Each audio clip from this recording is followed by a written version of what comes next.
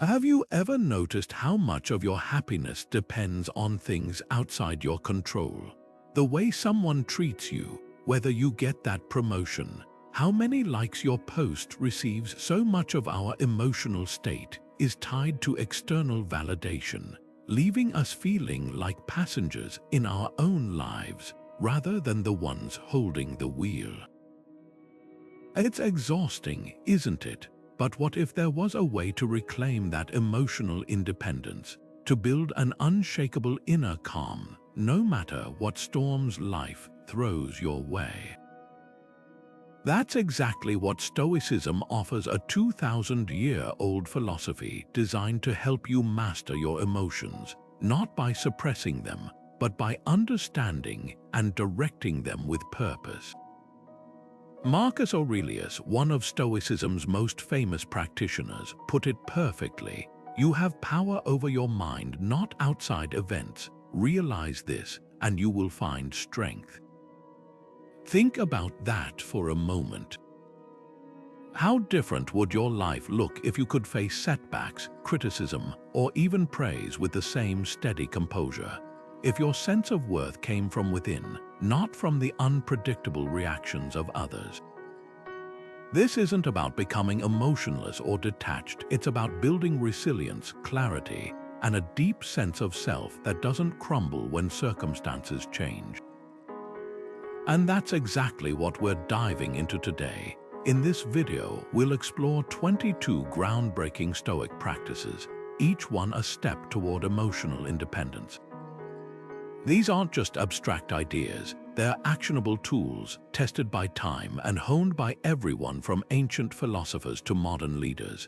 Imagine waking up each day with a quiet confidence, knowing that no matter what happens, you have the mental framework to respond with wisdom rather than react with panic or frustration. Picture the freedom of no longer being held hostage by other people's opinions or the whims of chance. That's the transformative power of Stoicism, not as a rigid set of rules, but as a practical guide to living with intention. Whether you're new to these ideas or already familiar with Stoic philosophy, this video will give you fresh insights and techniques to apply immediately. So let's begin this journey together, one practice at a time, toward a life where your emotions serve you, not the other way around. The first and perhaps most transformative Stoic practice is understanding the dichotomy of control, the simple but profound idea that some things are within our power while others are not. As Epictetus, the Stoic philosopher who began life as a slave, famously wrote, "Some things are up to us and some things are not up to us." At first glance, this seems obvious. But how often do we waste energy agonizing over situations we can't change? Think about the last time you felt frustrated by traffic, stressed over a coworker's rude comment, or anxious about whether someone would reply to your message. In each case, the real suffering didn't come from the event itself, but from our resistance to accepting what we couldn't control. Now picture a different approach. When faced with workplace criticism, for example, you could spend hours replaying the conversation, dissecting your manager's tone, or worrying about their opinion, none of which changes the feedback itself. Or you could focus on what is yours to command, how you interpret the feedback, whether you choose to learn from it, and the actions you take to improve. This shift doesn't mean ignoring emotions. It means directing them productively. Anger at an unfair review can fuel self-improvement, while resentment over the reviewer's attitude only drains your energy. Here's the key: emotional independence grows when we stop expecting the world to conform to our wishes and start taking responsibility for our responses. The weather, other people's choices, even the past, these are indifferent to our demands, but our judgments, efforts, and values, those belong to us entirely. So here's a question to carry into your day. The next time you feel upset, pause and ask, is this within my control? If not, practice letting go. If it is, take action. That's where your power lies, Now let's turn to a practice that might seem counterintuitive at first: negative visualization. Why would anyone willingly imagine worst-case scenarios? Isn't that just inviting anxiety? The Stoics, especially Seneca, argued the opposite. They called it Premeditatio Malorum, the premeditation of evils, and saw it as a way to disarm fear, not feed it. Here's how it works. By intentionally visualizing challenges, a job loss, a relationship ending, even a personal failure, you strip those events of their emotional power. It's like rehearsing for a storm so you're not caught off guard when the rain starts to fall. Take financial insecurity, for example. Close your eyes for a moment and picture your savings vanishing. Feel that initial jolt of panic. Now, instead of pushing the thought away, sit with it. Ask yourself, what would I actually do if this happened? You'd cut expenses, lean on skills, maybe take temporary work. You'd adapt. Suddenly, the fear loses its teeth because you've already walked through the scenario and realized you're more resilient than you thought. Seneca put it this way: he robs present ills of their power who has perceived their coming beforehand. This isn't about pessimism, it's about preparedness. Think of it like a fire drill. No one expects the building to burn down, but practicing the exit route means you won't freeze in panic if smoke fills the hallway. The same applies to emotional challenges. When you've already imagined handling criticism with grace or navigating loneliness with purpose, you're far less likely to be shattered by those experiences. Try this today. Pick one fear, something that keeps you up at night, and spend 5 minutes visualizing it in vivid detail. Then map out your response step by step. You'll likely find that the anticipation was far worse than the reality could ever be. And that's the gift of negative visualization. It transforms dread into clarity and fragility into unshakable resolve. Morning reflection is where intention meets action, a quiet but powerful practice that transforms how you move through the day. Marcus Aurelius, the philosopher-emperor, began his mornings with a simple yet profound reminder. When you arise in the morning, think of what a precious privilege it is to be alive, to breathe, to think, to enjoy, to love. Imagine starting each day with that clarity, not rushing into distractions, but pausing to align your thoughts with what truly matters. This isn't about adding another task to your to-do list. It's about creating space to ask yourself, what kind of person do I want to be today? Stoic morning reflection isn't just positive thinking, it's strategic preparation. Think of it as a mental rehearsal for the challenges ahead. Before the world demands your attention, you take control by asking, what could test my patience today? How will I respond if things don't go as planned? By anticipating friction, you disarm it. A colleague's criticism becomes an opportunity to practice humility. A missed deadline turns into a lesson in adaptability. The Stoics called this prosouch, attention to the present moment, and it begins the moment you open your eyes. Practical steps make this ritual stick. Try keeping a journal by your bedside and writing 3 intentions before checking your phone. 1 for how you'll engage with others, 1 for how you'll handle adversity, and 1 for what you'll appreciate. Or spend 5 minutes in meditation, visualizing yourself acting with courage and kindness in specific scenarios. The key is consistency, not complexity. Even one focused breath with the question, what's in my control today, can anchor you. Now consider your own mornings. Are they reactive or purposeful? Do you reach for your phone or your values first? The difference isn't time, it's focus. A morning ritual isn't about adding hours to your day, it's about adding intention to your hours. And that's where emotional independence takes root. In the quiet moments you claim for yourself before the world starts making demands. So tonight, as you set aside your phone, ask, how will tomorrow's reflection shape me? Then watch how those small morning decisions ripple through every interaction, every challenge, every victory. That's the Stoic way, not just to wake up but to awaken. If morning reflection sets your intentions, evening review is where you measure your growth, a practice the Stoics considered as vital as breathing. Seneca, in his letters to Lucilius, described this nightly ritual as the judge of your own character, a time to ask not just what happened today, but who was I in those moments. Picture this: instead of mindlessly scrolling before bed, you spend 10 minutes holding up a mirror to your actions, not to criticize but to clarify. Did you react with patience when your coworker interrupted you for the third time? Did fear stop you from speaking up in that meeting? Honest self-assessment isn't about guilt, it's about awareness. And awareness is the soil where emotional independence grows. Here's how Seneca framed it. When the light has been removed and my wife has fallen silent, I examine my entire day and go back over what I've done and said. Notice the simplicity, no grand gestures, just quiet accountability. Try this 3-step template tonight. First, acknowledge one moment you handled well. Maybe you paused before snapping at a family member or chose gratitude over complaint when plans changed. Celebrate that. Next, identify one moment that could have gone differently. Perhaps you hesitated to set a boundary or let a minor setback ruin your mood.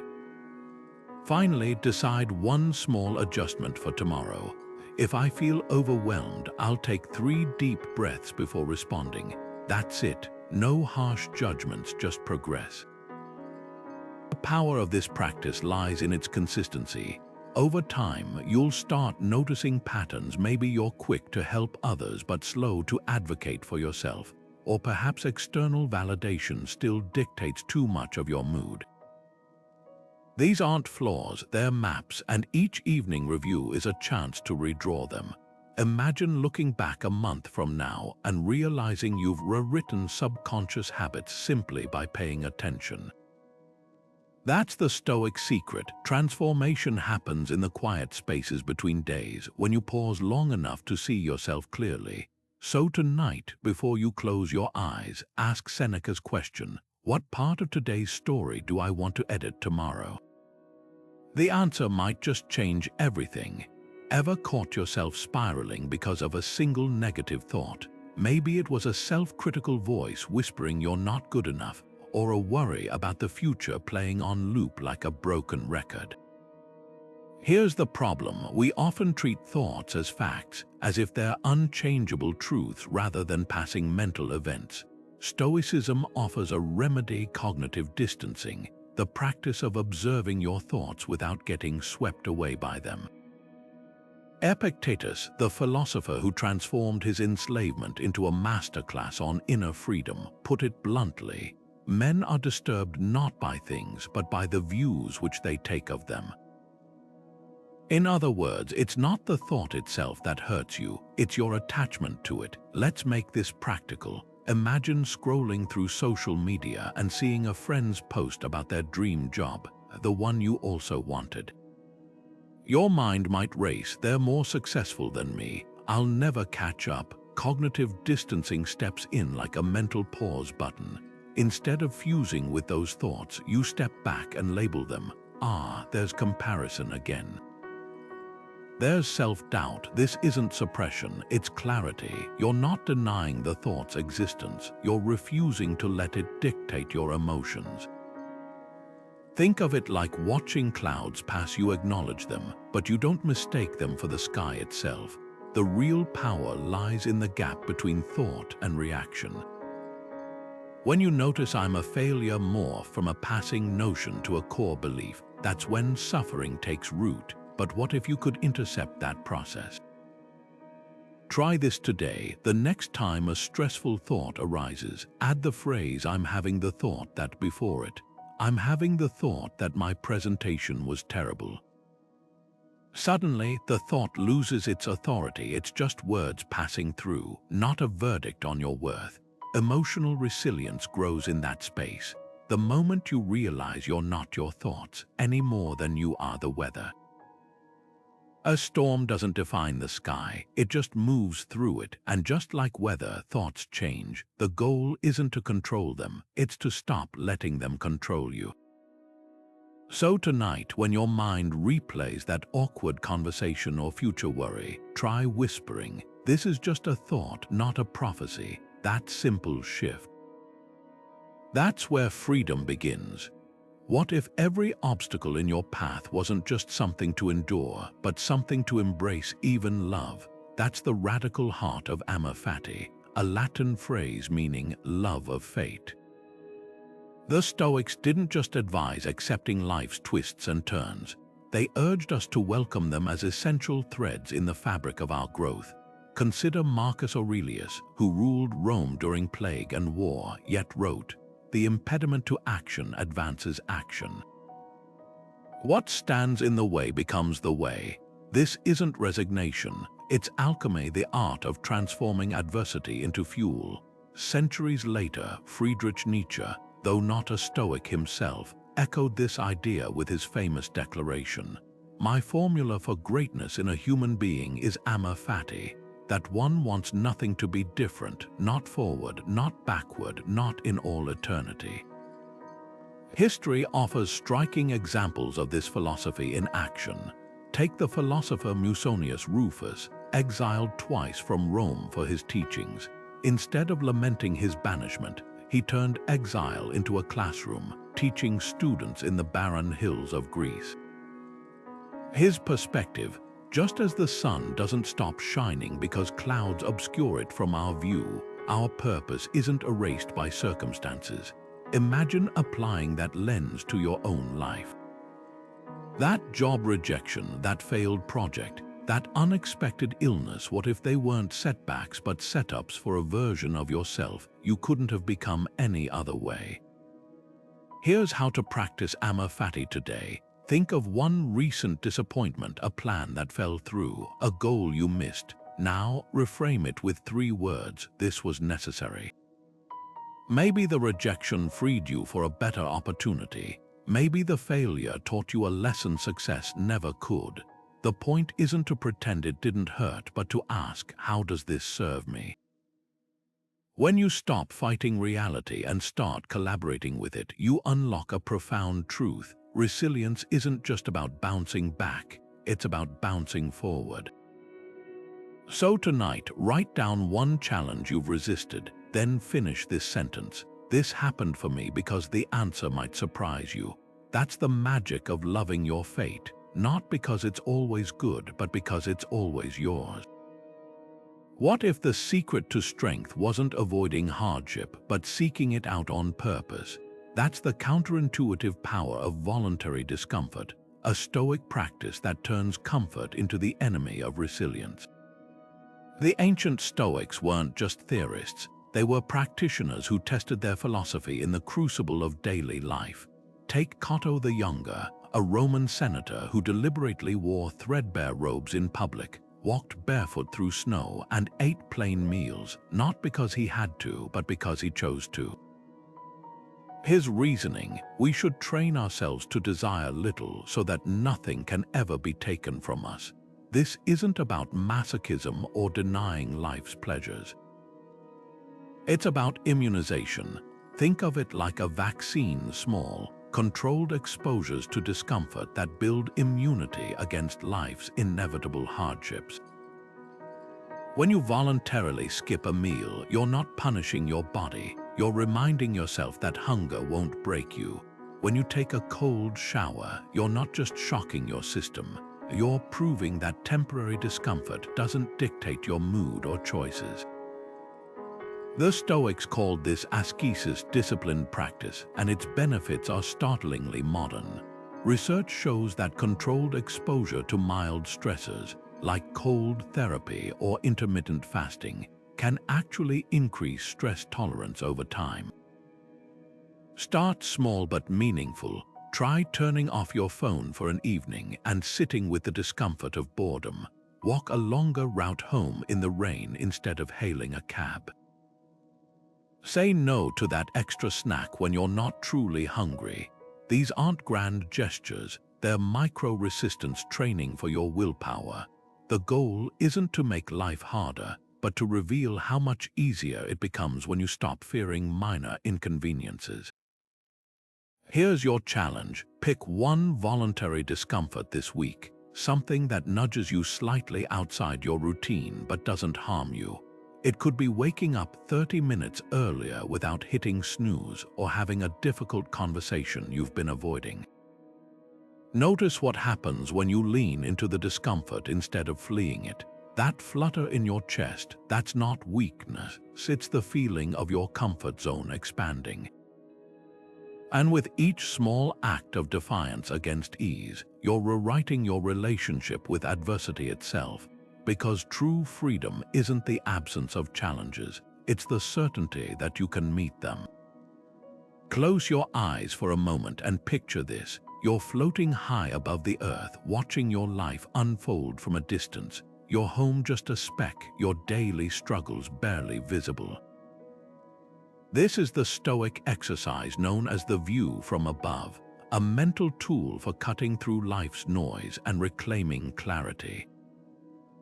Marcus Aurelius, who ruled an empire yet constantly returned to this practice, wrote in his Meditations, "Think of the substance of the whole, of which you have a very small portion. Think of the vast abyss of time in which your brief appearance is made. Think of destiny, what fraction of it you are." It's not meant to diminish your experiences, but to put them in perspective, like stepping back from a painting to see the entire canvas instead of obsessing over a single brushstroke.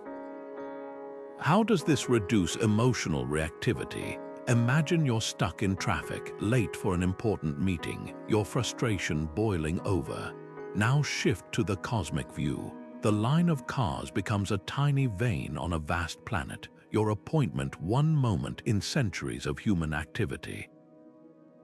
Suddenly, the urgency fades.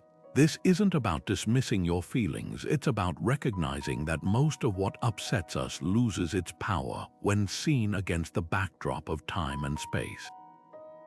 The colleague who slighted you, the mistake you can't stop replaying from 10,000 feet, they're fleeting ripples in a boundless ocean. Try this now. Recall a challenge that felt overwhelming at the time: a breakup, a financial strain, a career setback. Now picture it from the future, say 5 years from today. How much does it still weigh on you? Often we realize the intensity was temporary, the permanence an illusion. That's the gift of this practice. It turns emotional wildfires into manageable sparks by reminding us that everything, joy and sorrow alike, is passing. Here's a simple way to incorporate the view from above into your week. When stress strikes, pause and visualize Earth from space, blue, silent, indifferent to human drama. Then zoom in slowly, your continent, your city, your street. Notice how the worry shrinks as the frame widens. Marcus Aurelius used this to govern an empire without being governed by his emotions. You can use it to navigate your day with the same steady hand, not detached but anchored in something far greater than momentary turbulence. After all, the stars don't rush, they simply shine. Why shouldn't we do the same? There's a profound difference between worrying about what could go wrong and strategically preparing for it. One drains your energy, the other builds your resilience. This is where the Stoic practice of premeditation of adversity shines. While negative visualization helps you emotionally brace for challenges, proactive planning takes it a step further. It equips you with solutions before problems even arise. Seneca, who frequently traveled between Rome and his exile in Corsica, advised travelers to anticipate delays, lost luggage, and rude innkeepers not to dwell on misery, but to eliminate surprise. What you've anticipated, he wrote, slips past you more easily. Imagine applying that same foresight to a modern job interview. Instead of just nervously picturing tough questions, you'd rehearse clear answers, research the company's pain points, and even prepare for technical glitches if it's virtual. The result, you walk in not with blind optimism, but with quiet confidence because you've already navigated the worst-case scenario in your mind. This practice isn't about pessimism, it's about empowerment. Think of a pilot running through pre-flight checklists or a surgeon mentally reviewing each step before an operation. They're not expecting disaster, they're ensuring smooth execution by accounting for variables. The same principle applies to everyday life. Say you're pitching a project to your team. Premeditation means asking, what if the slides won't load? What if someone challenges my data? Then you prepare workarounds, a printed handout, backup statistics, and suddenly, potential setbacks become mere footnotes rather than derailments. Here's how to put this into action today. Identify one upcoming challenge, a difficult conversation, a deadline, even a social event that makes you anxious. Now take 5 minutes to jot down 3 specific obstacles that could arise, e.g., your listener gets defensive, your computer crashes, you feel overwhelmed. For each one, draft a simple response. If X happens, I'll do Y. That's it. No elaborate contingency plans, just clear if-then strategies. This tiny act of preparation does something remarkable. It shifts your brain from what if I can't handle this to I know exactly how I'll handle this, and that shift, that's the birthplace of unshakable calm. Seneca's travelers didn't avoid journeys because storms might come. They packed cloaks and adjusted their routes. Your obstacles aren't roadblocks, they're just terrain. And the more you map them in advance, the less they'll feel like threats, and the more they'll become part of the adventure. So before your next challenge, ask yourself, what's my cloak? Then go forward, not in spite of the possible storms, but ready to walk through them. Imagine holding up a mirror to your mind each day, not to judge what you see, but to understand it. That's the power of Stoic journaling. Marcus Aurelius, the Roman emperor whose private writings became the immortal Meditations, never intended his journal for publication.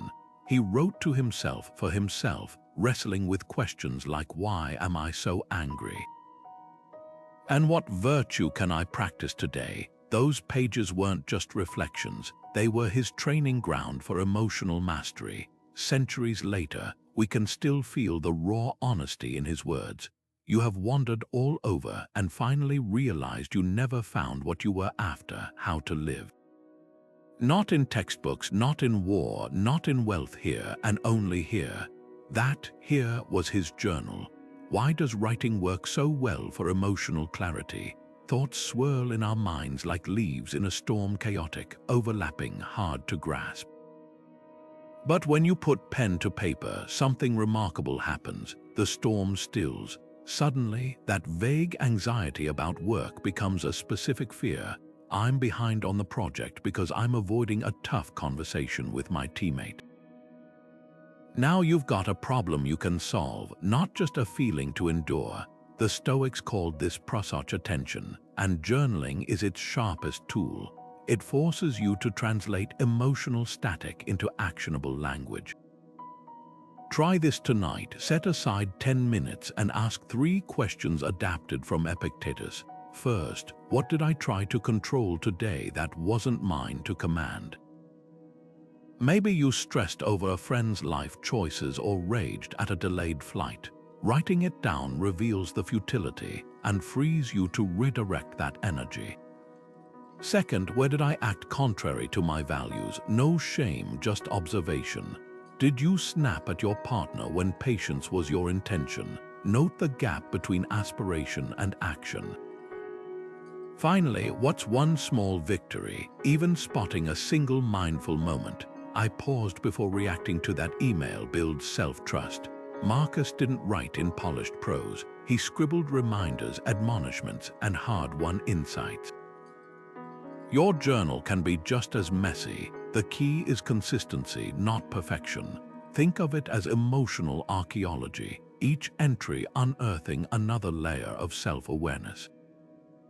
Over time, patterns emerge. Maybe you'll notice how often you tie happiness to outcomes you can't guarantee, or how quickly gratitude dissolves when plans change. Those revelations, they're your roadmap to emotional independence. Here's a challenge. Grab any notebook, no fancy journal required, and answer just one Stoic prompt tonight. It could be as simple as what fear held me back today, and what would courage look like tomorrow. The blank page won't judge you. It will only reflect what you're ready to see.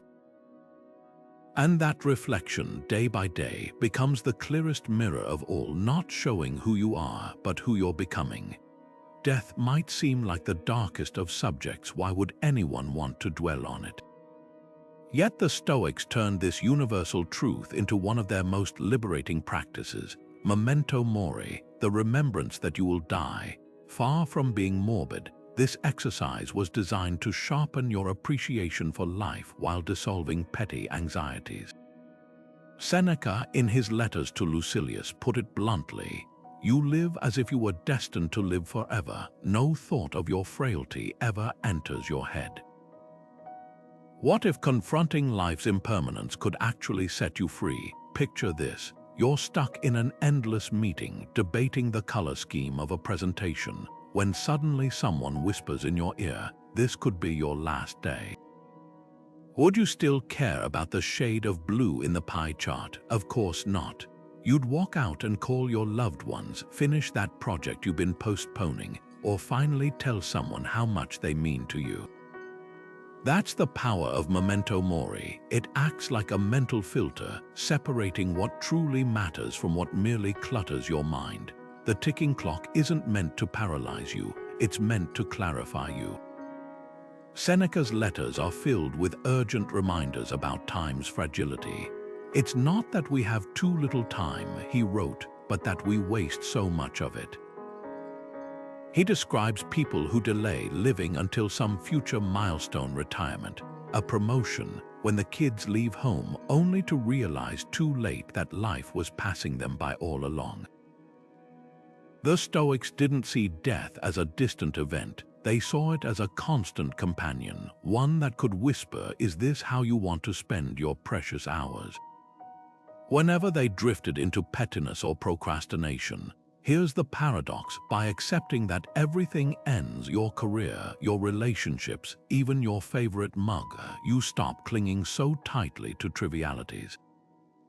That rude comment online, "It won't matter in 100 years, the promotion you didn't get, just one unread chapter in a much larger story." This isn't about nihilism, it's about liberation.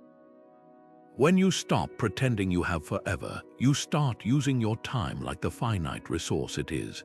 Try this today. Take 5 minutes to write down 3 things you'd prioritize if you knew this were your final month.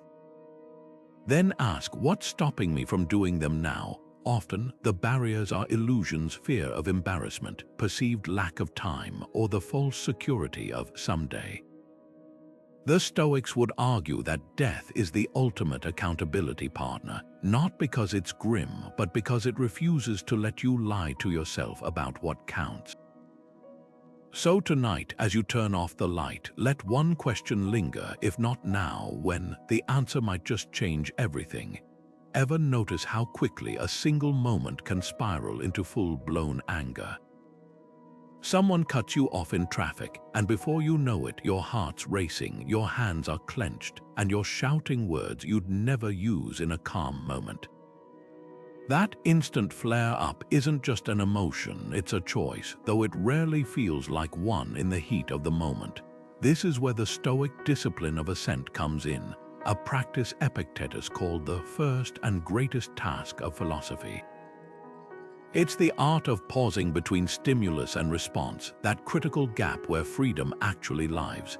Epictetus, who knew firsthand how quickly life could turn, from being a slave to becoming a revered teacher, taught that our reactions aren't automatic. They're the result of silent, lightning-fast judgments we often don't even notice.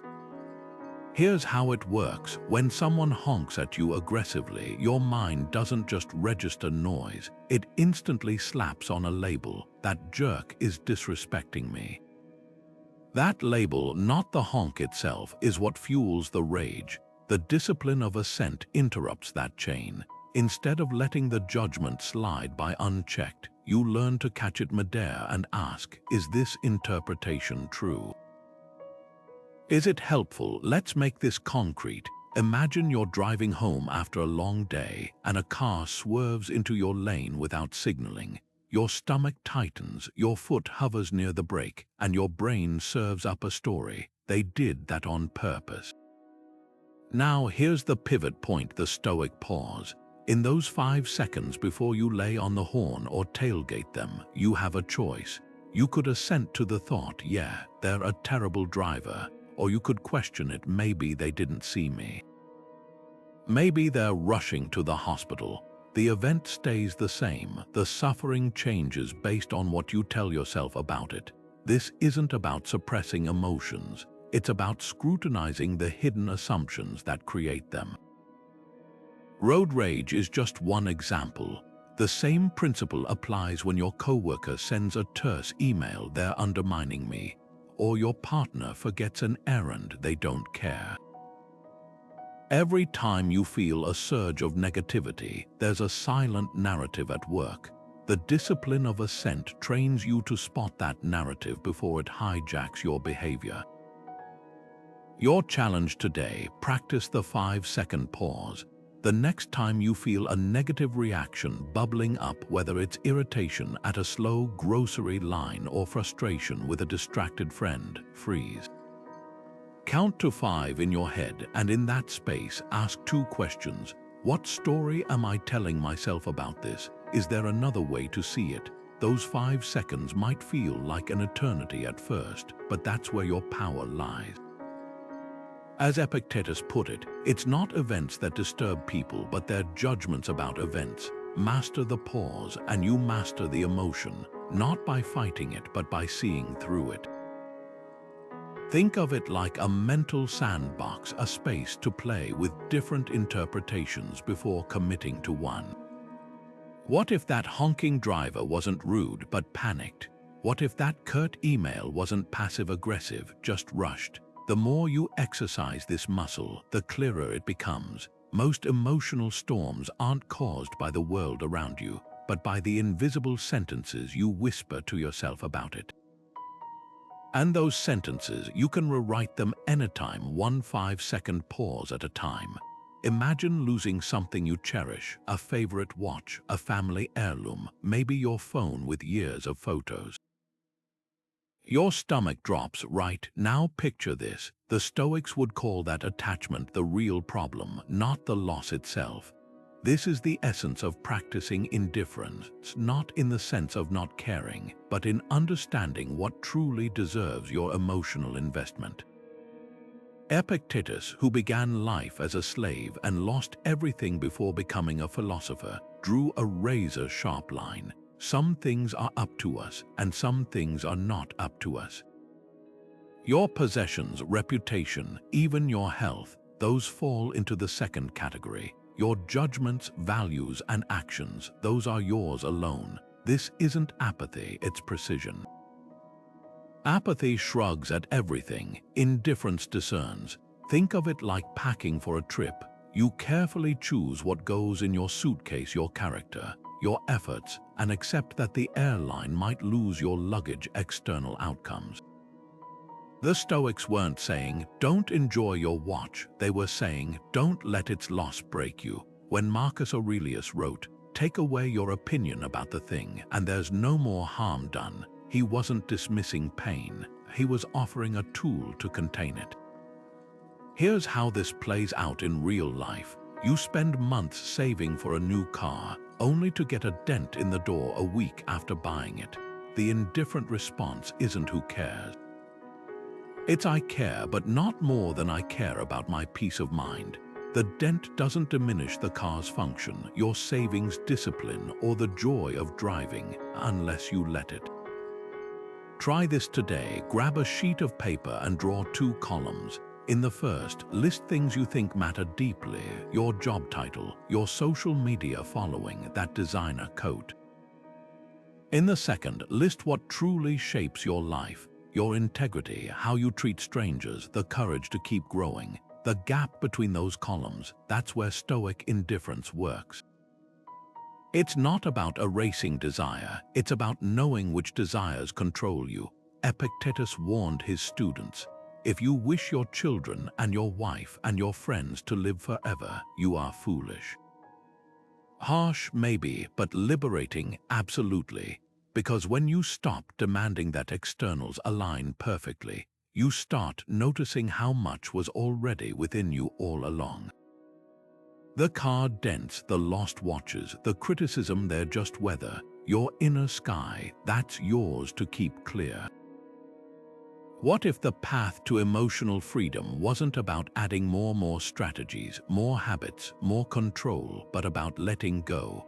This is the radical wisdom behind the Stoic Art of Subtraction, a practice that treats minimalism not just as a lifestyle choice, but as emotional decluttering. Musonius Rufus, the Stoic teacher who lived simply even when wealthy, put it plainly, the more we possess beyond what's essential, the more we give life opportunities to disturb us. Think about that for a second. Every unnecessary commitment, every trivial possession, every superficial relationship isn't just neutral, it's an open door for stress, obligation, and distraction. Consider your average week. How many hours vanish into meetings that could have been emails, social events you attend out of guilt, or routines you keep simply because that's how it's always been? Each one drains energy that could fuel what truly matters. The Stoics saw this clearly. Emotional independence isn't built by hoarding control over externals, but by reducing your dependence on them. Like a sculptor chipping away marble to reveal the statue within, subtraction reveals the unshakable core beneath life's noise. Start small but surgical. This week, identify one commitment, a weekly obligation, a digital habit, even a conversation topic you default to that no longer serves you. Maybe it's that group chat that breeds more anxiety than connection, or the volunteer role you took on years ago out of guilt. Now ask, if I subtract this, what space opens up? Musonius Rufus didn't advocate poverty for its own sake. He championed the freedom that comes when possessions and obligations stop possessing you. When he ate plain meals and slept on a thin mat, it wasn't about deprivation. It was about proving to himself that comfort couldn't dictate his happiness. Now turn the lens inward. Emotional clutter is just as real as physical clutter. Resentments you rehearse but never resolve, outdated self-images, I'm bad at math, I'm unlovable, even outdated goals. These are the mental equivalents of a junk drawer stuffed with expired coupons. Try this, grab a notebook and draw 2 circles. In the first, list dependencies that fuel your growth, your morning reflection, your closest relationships. In the second, note what drains more than it gives: people-pleasing, perfectionism, that old grudge. The goal isn't to empty the second circle overnight, but to see it clearly, because what you name, you can tame.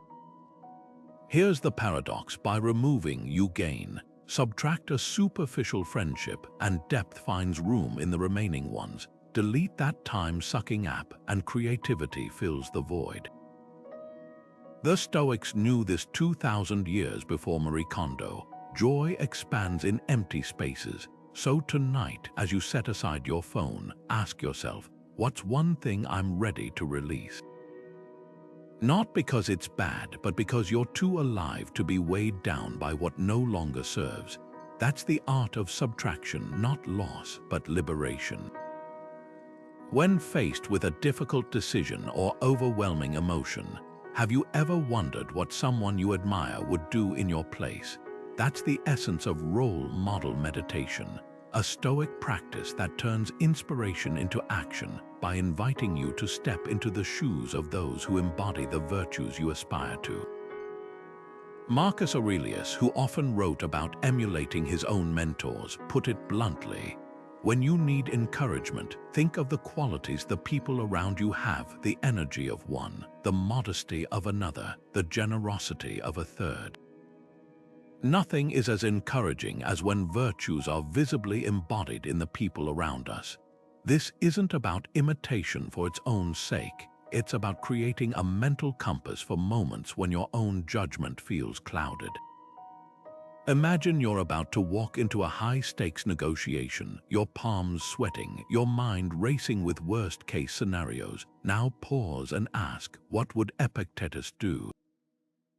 The philosopher who endured slavery yet spoke of inner freedom wouldn't waste energy on hypotheticals. He'd focus on preparing his arguments with clarity and accepting the outcome with equanimity. Suddenly, the situation shifts from "can I handle this?" to "how would my role model handle this?" That subtle reframe doesn't just calm nerves, it activates latent wisdom. The Stoics weren't suggesting you lose yourself in someone else's identity. They were offering a shortcut to your best self. Think of it like mental time travel. You're borrowing the perspective of someone who's already navigated similar storms, not to mimic them blindly, but to access the part of you that shares their resilience. Seneca, who frequently invoked the examples of Cato and Socrates in his letters, called this philosophical companionship, a way to surround yourself with guiding voices even in solitude. Your turn, choose one role model, historical or personal, whose traits resonate with you. It could be a Stoic like Marcus Aurelius, a modern leader like Nelson Mandela, or even a family member who faced adversity with quiet strength. Next time you're at a crossroads, close your eyes and picture them beside you. How would they greet this challenge? Would they obsess over things outside their control, or channel their energy into what they could influence? Notice how their imagined presence clarifies your choices. Here's the deeper truth. When you embody a role model, you're not pretending to be someone else, you're uncovering what you're already capable of. The courage, patience, or integrity you admire in them exists in you too. Sometimes it just takes a mental nudge to bring it forward. So tonight, before sleep, try this. Recall one difficulty you're facing, then ask, if my role model were here, what would they see that I'm missing? The answer might surprise you. After all, the best mentors don't just inspire, they help you recognize the mentor within yourself. There's a hidden alchemy in Stoicism, one that doesn't just help you endure obstacles but transforms them into fuel. Marcus Aurelius called it the reversal technique, a mental pivot where what stands in your way becomes the way forward. Picture a river blocked by a boulder. It doesn't rage against the obstacle. It finds a new path around it, carving deeper channels in the process. That's the essence of this practice. Problems aren't roadblocks. They're invitations to innovate, adapt, and grow stronger. Consider the story of a startup founder whose product launch flopped spectacularly. Instead of spiraling into self-pity, she applied the reversal technique. First, she asked, what did this failure reveal? The answer, her marketing had targeted the wrong audience. Then the pivot, how does this obstacle serve me? It forced her to refine her messaging, rebuild her team's resilience, and ultimately connect with customers who truly needed her solution. Within a year, her failure became the foundation of her success. This isn't just resilience, it's anti-fragility, the idea that challenges don't just make you bounce back, they make you bounce forward. Marcus Aurelius, who ruled Rome during wars and plagues, wrote in his private journal, "The impediment to action advances action. What stands in the way becomes the way." He wasn't spinning platitudes, he was documenting a survival strategy. When barbarians threatened the empire, he didn't waste energy lamenting their existence. He used the crisis to streamline Rome's defenses and unify its citizens. When illness struck, he turned pain into a teacher, writing, "Pain is neither unbearable nor unending, as long as you remember its limits and don't magnify it with imagination." Here's how to practice this today. Take a current obstacle, a rejected proposal, a strained relationship, a financial setback, and dissect it with 3 questions. 1. What is this obstacle teaching me that success couldn't? Maybe patience, humility, or a gap in your skills. 2. How is it forcing me to grow in ways I wouldn't have chosen? Perhaps by pushing you to network, learn a new skill, or confront a fear. 3. What opportunity is hidden inside this problem? That no might free you for a better yes. That conflict could reveal a boundary you need to set. The reversal technique isn't about toxic positivity. It's about tactical reframing. A musician who loses hearing doesn't pretend it's a gift, but Beethoven used his tinnitus to hear music in new ways, composing masterpieces even as his world went silent. The obstacle didn't change, his relationship to it did. That's the Stoic secret. You don't control what happens to you, but you always control what you do with it. So here's your challenge. Pick one obstacle you've been resisting, something that feels like a wall. Now, write down how it could actually be a hidden doorway.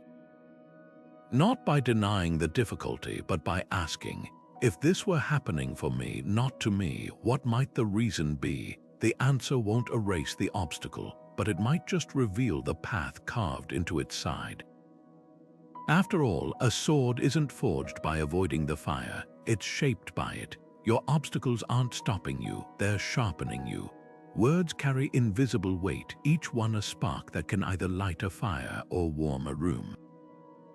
This is why the Stoics placed such emphasis on controlled speech, the practice of treating language not just as communication, but as an emotional discipline.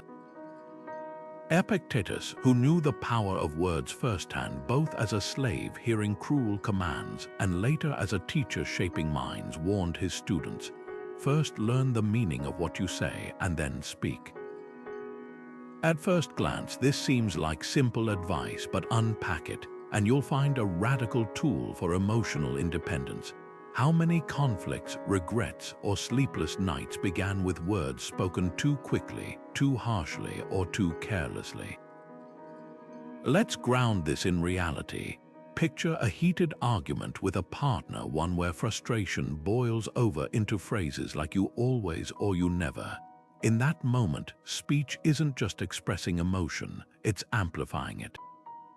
The Stoic approach: insert a pause between feeling and speaking, like a mental airlock preventing emotional decompression. Instead of reacting with "this is unfair," you might ask, what outcome do I truly want here? That shift from venting to strategizing changes everything. Suddenly, words become tools for resolution rather than weapons of escalation. Epictetus took this further with a striking metaphor. Imagine your words are coins. Would you toss them freely to anyone who passes or spend them with intention? Every sentence is currency. It either invests in understanding or drains your emotional reserves. Think of the last time gossip left you feeling hollow, or a sarcastic remark created tension that lingered for days. Contrast that with the quiet strength of someone who speaks sparingly but meaningfully. Their words carry gravity because they've chosen them deliberately. Here's a challenge: try a day of intentional silence, not complete muteness, but a conscious reduction of speech. Before speaking, ask, is this necessary? Is it kind? Does it improve upon the silence? You'll notice two things. First, how often words escape out of habit rather than purpose. Second, how much calmer your mind feels when it's not constantly churning out reactions. The Roman statesman Cato practiced this regularly, observing that silence is the sanctuary of prudence. But controlled speech isn't just about saying less, it's about aligning language with your values. Next time you're in a tense conversation, experiment with replacing accusatory you statements with accountable I ones. Instead of "you made me angry," try "I felt hurt when this happened." This tiny linguistic pivot disarms defensiveness and keeps the focus on solutions rather than blame. The deeper truth: your speech patterns sculpt your emotional landscape. Complaining reinforces victimhood. Thoughtful questions cultivate curiosity. Even internal dialogue counts. The way you narrate setbacks to yourself: "This is a disaster" vs. This is feedback shapes your resilience. Marcus Aurelius journaled to refine his self-talk, writing, "The soul becomes dyed with the color of its thoughts." Your words, spoken or unspoken, are the brushstrokes. So tonight, as you reflect on your day, add this question to your Stoic review. Where did my words build bridges today, and where did they burn them? No guilt, just observation, because mastering speech isn't about perfection. It's about becoming more conscious of the invisible currents that carry your emotions. And in that awareness lies an unexpected freedom, the power to choose not just what you say, but who you become through saying it. Gratitude isn't just a warm, fuzzy feeling. It's a Stoic superpower, a shield against the emotional turbulence that comes from clinging to what we don't have.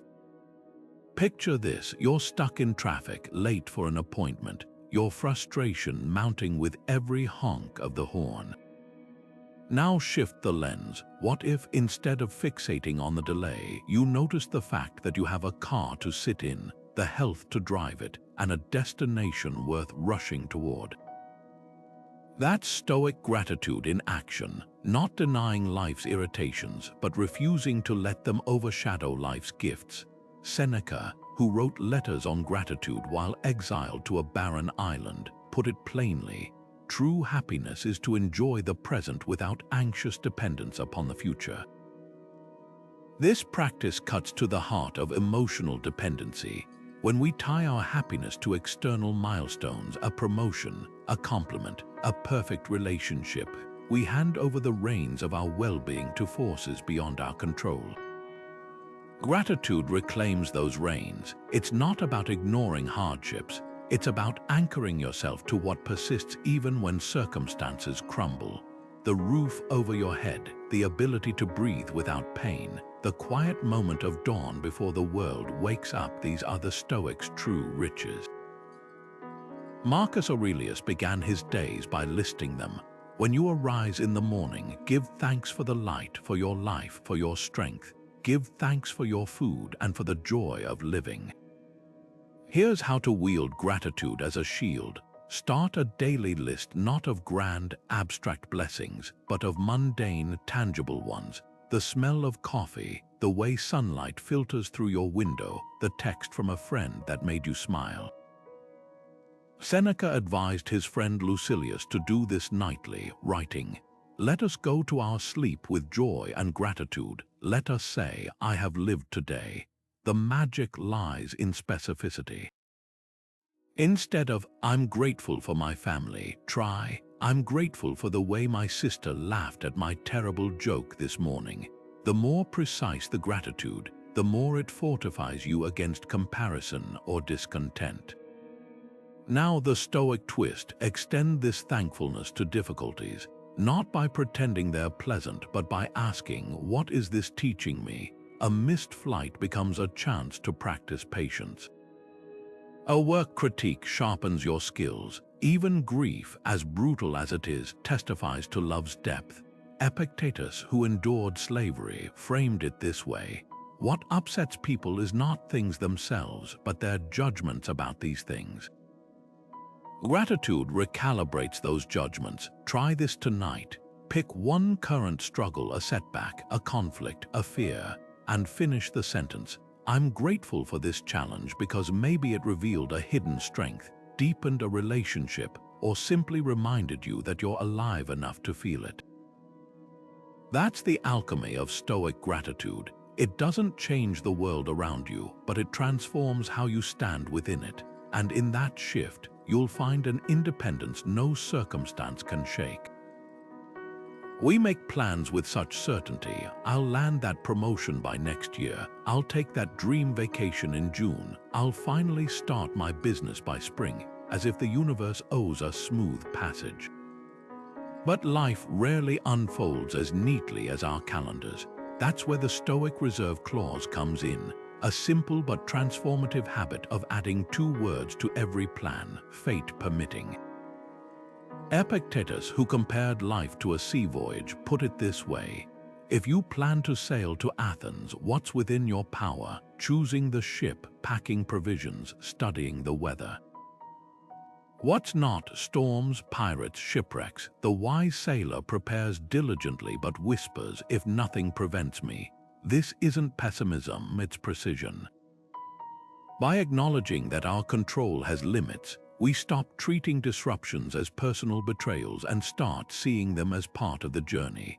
Think of the last time life derailed your plans, a cancelled flight, a sudden illness, a job offer that evaporated. How much of your frustration came from the event itself, and how much from the unspoken belief that things should have gone as planned?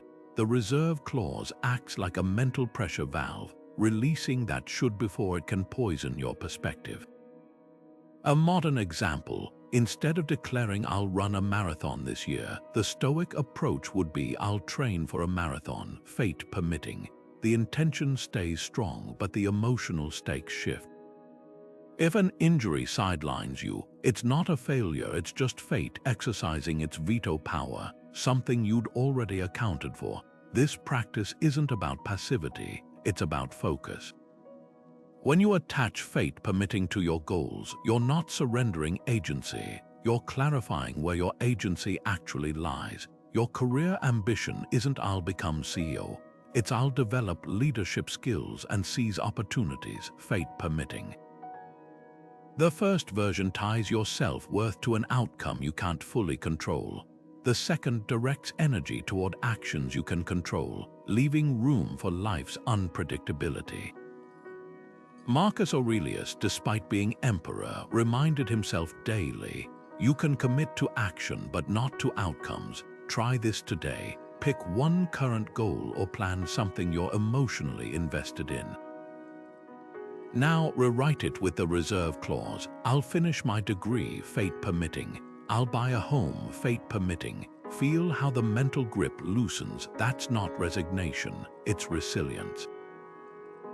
You're still striving, but you've stopped conflating your worth with external results.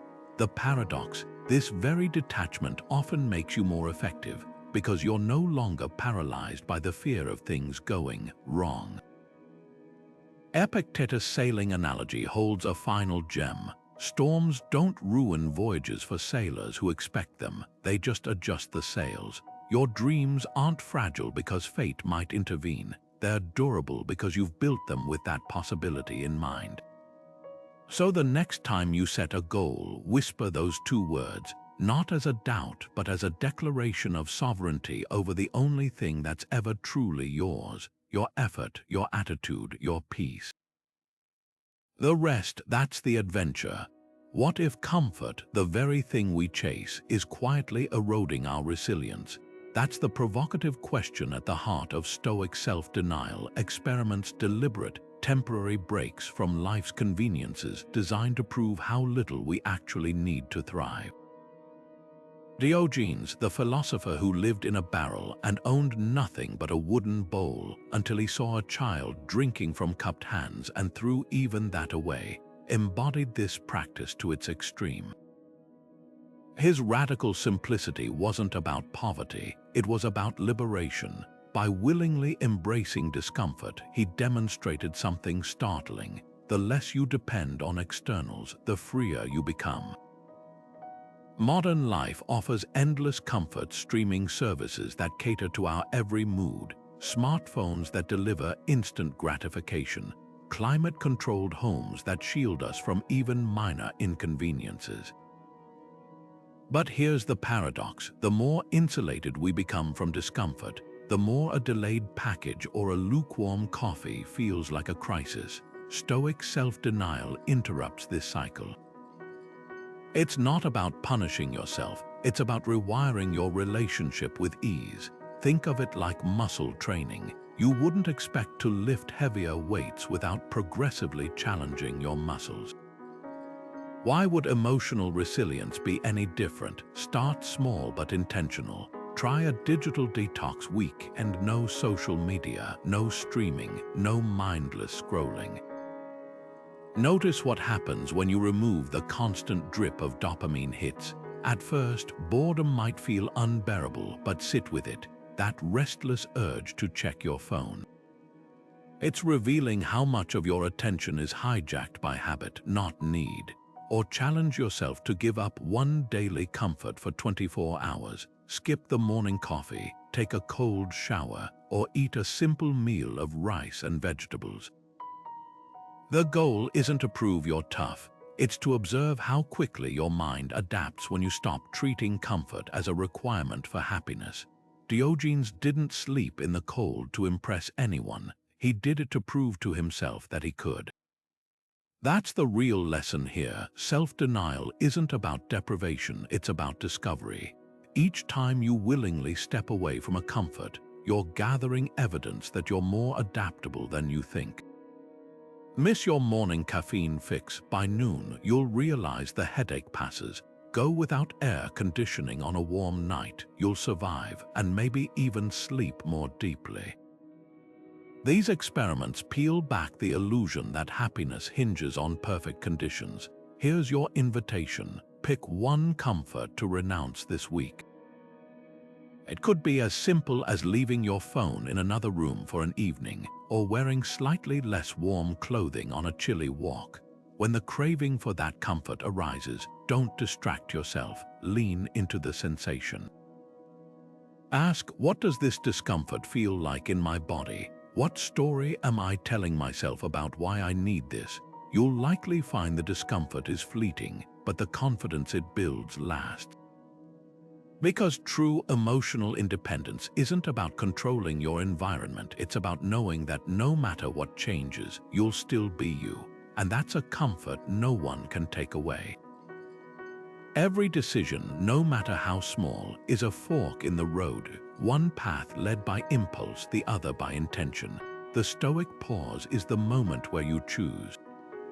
Epictetus, who spent years training students in the art of self-mastery, called this the Discipline of Assent, that critical gap between stimulus and response where freedom lies. His advice was razor sharp. If someone handed your body to a passerby, you'd be furious, yet you hand your mind to anyone who insults you, allowing it to be disturbed and confused. Isn't that shameful? That's the danger of unchecked impulses. They hijack your autonomy, turning you into a passenger in your own life. Imagine standing in a store, holding a shiny new gadget you don't need but suddenly crave. Your fingers tighten around it, your mind races with justifications. It's on sale, I've had a hard week, I deserve this. This is the precipice. The Stoic pause isn't about denying yourself pleasure, it's about reclaiming the power to choose. Before reaching for your wallet, you stop, breathe, ask, is this purchase aligned with my values, or is it a temporary escape? Will this thing serve me, or will I end up serving it? That 10-second delay is where emotional independence flexes its muscles. Epictetus trained his students to insert these pauses everywhere, before speaking in anger, before indulging gossip, even before agreeing to requests that drained their time. He compared impulsive reactions to handing over your mind like a beggar's bowl, letting others fill it with their whims. The alternative: don't let the force of an impression when it first hits you knock you off your feet. Say to it, hold on a moment, let me see who you are and what you represent. Here's how to practice this today. Pick one routine moment: clicking buy now online, snapping at a coworker, reaching for a second drink, and institute a 5-second ritual. In that pause, do 3 things. Notice the physical sensation, the racing heart, the tense jaw. Name the impulse, this is frustration masquerading as hunger. Then ask, what's the wiser choice? You're not suppressing the urge, you're interrogating it. The magic lies in repetition. At first, the pause might feel awkward, like stopping mid-sentence. But over time, it becomes a sacred space, a buffer between external triggers and your inner compass. That's when you discover something astonishing. Most impulses are like waves. They crest, they crash, and if you don't chase them, they recede on their own. So today, when that familiar itch arises, whether it's for validation, retail therapy, or the last word in an argument, let it hover in the air for just 5 seconds. In that stillness, you'll find something far more valuable than what you were reaching for, the unshakable reminder that you, not your impulses, are in charge. There's a quiet but profound shift that happens when you stop seeing yourself as the center of the universe and start recognizing you're a single thread in a vast, interconnected tapestry. This is the essence of cosmic consciousness, a Stoic practice that dissolves personal drama by zooming out to the grandest perspective. Marcus Aurelius, who spent his nights studying the stars from his military camps, wrote, "Constantly regard the universe as one living being, having one substance and one soul. Observe how all things are submitted to the single perception of this being, how it directs all things with a single motion. Think about that. Your worries, your triumphs, even your deepest regrets, they're all part of something infinitely larger, like waves in an endless ocean." Here's how this transforms daily life. That coworker who took credit for your idea, from a cosmic view, their actions are just one tiny ripple in humanity's shared story. The promotion you didn't get, a speck in the arc of your existence, which itself is a blink in cosmic time. This isn't about diminishing your experiences, it's about liberating yourself from their weight. Picture holding a grain of sand up close. It's all you see, but step back and it's lost on a beach stretching for miles. Cosmic consciousness is that step back. Try this visualization right now. Close your eyes and imagine floating above the earth, watching it spin silently in space. Notice how borders vanish, no countries, no divisions, just blue and green swirling together. Now zoom further. The sun becomes a dot among billions in the Milky Way, which itself is one galaxy among countless others. Your worries, your to-do lists, even your name, they don't exist at this scale. And yet, you're still part of it all, connected to every atom in the cosmos. When you return to Earth, that argument or setback won't feel smaller, it'll feel truer, placed in proper proportion. The Stoics didn't practice this to escape reality, but to engage with it more wisely. When Marcus Aurelius wrote, "What injures the hive injures the bee," he was reminding himself that personal slights matter less than collective harmony. Your irritation at a slow driver isn't just about you, it's about how you contribute to the hive's energy. Your choice to act with patience or pettiness sends ripples through the whole. Tonight, before bed, step outside and look up. Let the stars remind you, you're both inconceivably small and infinitely significant, a momentary spark in the universe's grand story, but one that burns with the same light as everything else. Ask yourself, how might I move through tomorrow if I remembered, in every moment, that I'm both the wave and the ocean? The answer might just change how you wake up. Emotional independence isn't a destination you arrive at, it's a path you walk, one deliberate step at a time.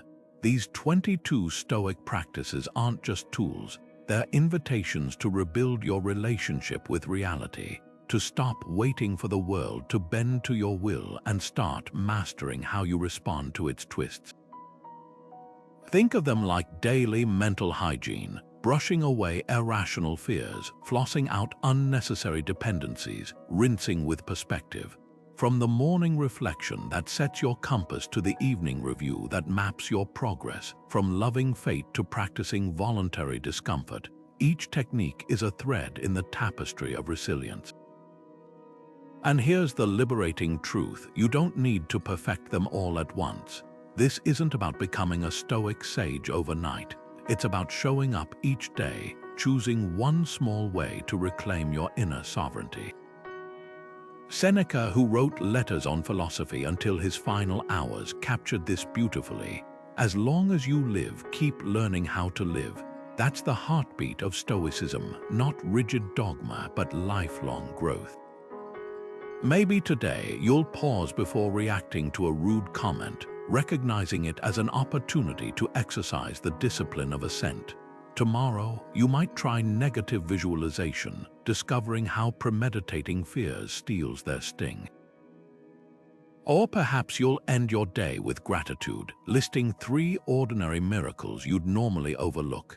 The practice you choose matters less than the intention behind it, to live not at the mercy of externals, but in alignment with your deepest values. So here's your challenge as we close. Pick one practice from these 22, just one, and commit to it for the next 7 days, not as a test of willpower, but as an experiment in self-awareness. Notice how it shifts your reactions, softens your edges, or sharpens your clarity. And when you stumble, as we all do, remember Marcus Aurelius' reminder: the obstacle is the way. Even setbacks become part of the training. If this journey resonates with you, consider subscribing.